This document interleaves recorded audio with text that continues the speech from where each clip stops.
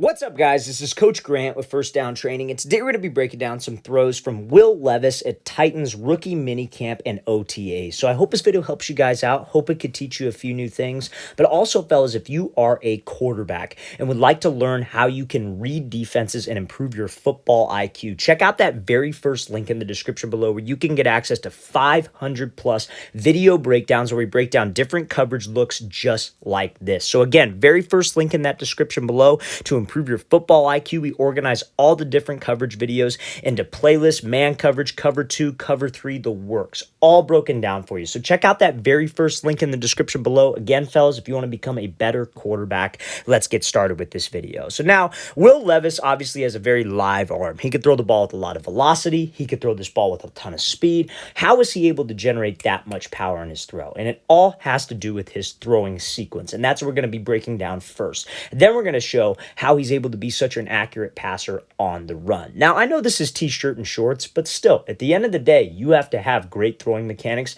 to be able to play at the highest level and throw the type of throws that they expect of you at the next level. So let's play this thing full speed and then we'll break it down. So he's dropping back, just throwing a simple pass over the middle. Obviously, ball has a lot of velocity. Ball is shooting off his hand. He's got a very twitchy and quick throwing motion. So when you guys are throwing, anytime you want to try to generate more power on the throw, you want to try to generate more velocity, you have to think about your throwing sequence. So your throwing sequence is broken down into 4 specific parts. The first part of your throwing sequence is going to be your base. Now, quarterbacks and baseball players generate power the exact same way. And I'm not talking about pitchers. I'm talking about hitters in the batter's box. It is all about separating your upper body from your lower body and creating something called torque. And that throwing sequence is how you're able to do that. So first things first, in your throwing sequence, you want to have weight loaded onto your back leg. I would say a good gauge is about 60 to 70%, anywhere in that range of weight loaded onto your back leg. You want your back foot to be loaded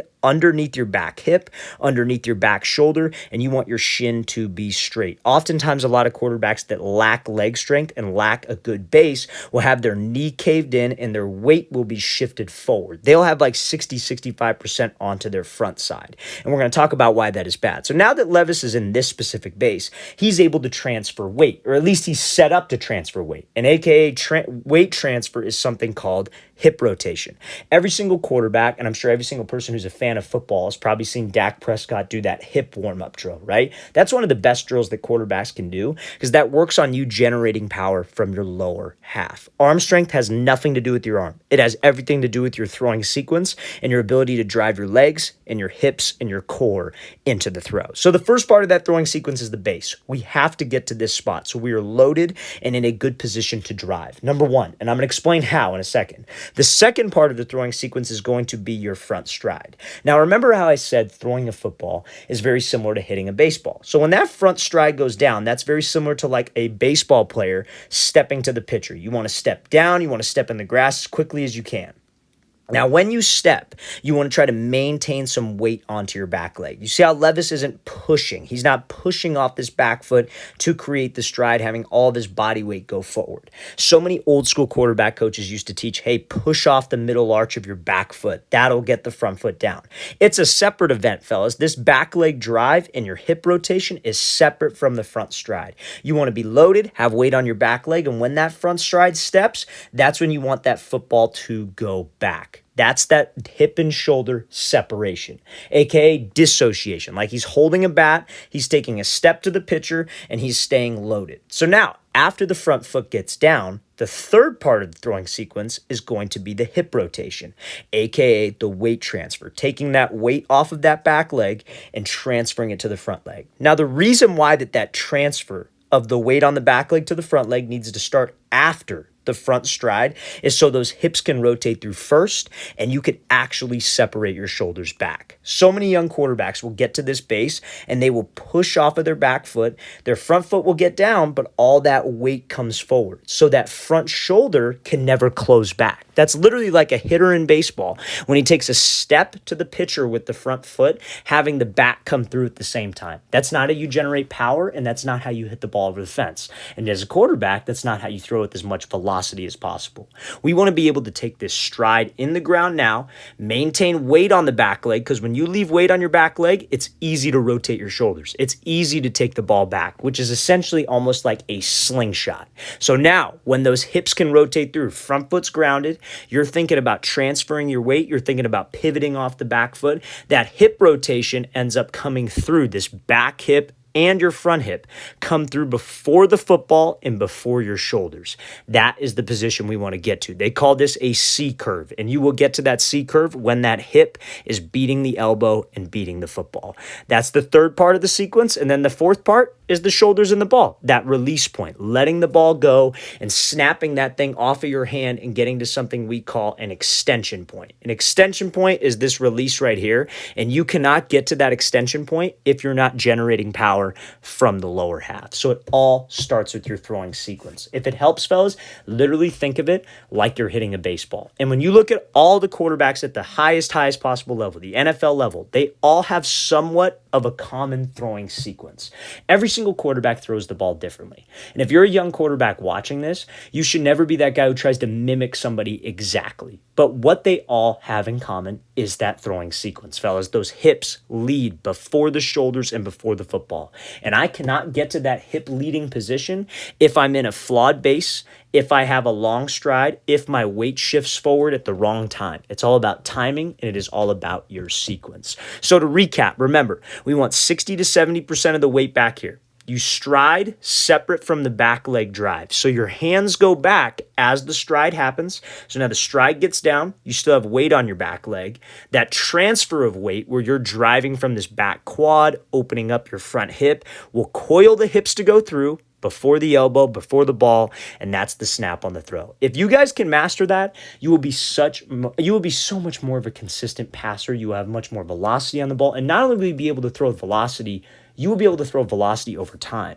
Your arm will not gas out because you're not throwing all arm. It's just like hitting a baseball. Baseball hitters and quarterbacks generate power the exact same way. So let's play this full speed one more time. This is a great example of why Will Levis has such a twitchy throwing motion, and that's how you speed up your arm. That's how you speed up your release. The faster those hips go through and the front stride gets down, the faster that ball is going to get out of your hands. And obviously more velocity.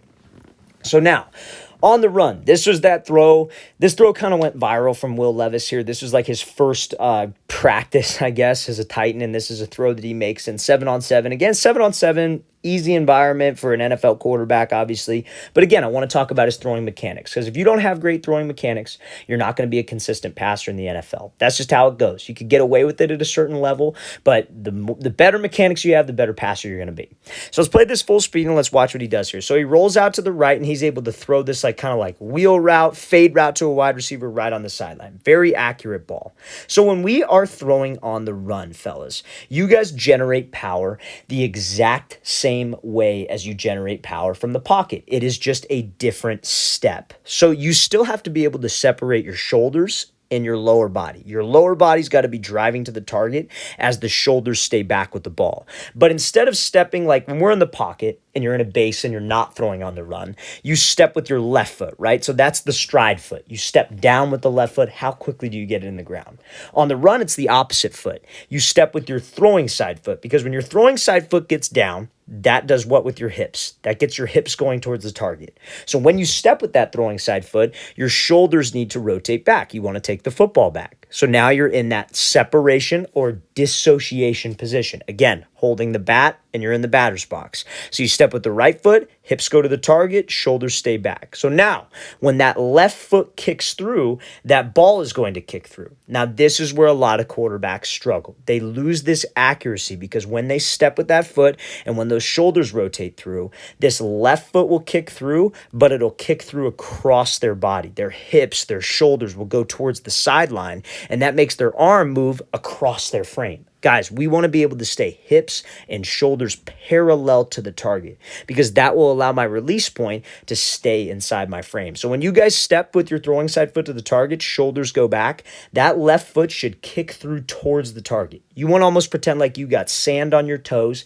and you're kicking that sand at the target, because now when you kick to where you want the ball to go, your hips and your shoulders can stay level, your release point stays inside the frame, and we can be more accurate. So it all has to do with that same sequence.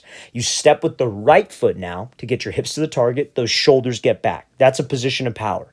But a position of consistency is staying square, hips and shoulders facing the target, kick that left leg right to the target so we could be more consistent. Let's play this again full speed one more time. Great job by Levis, stepping through, having the right mechanics, and delivering an accurate shot on the run.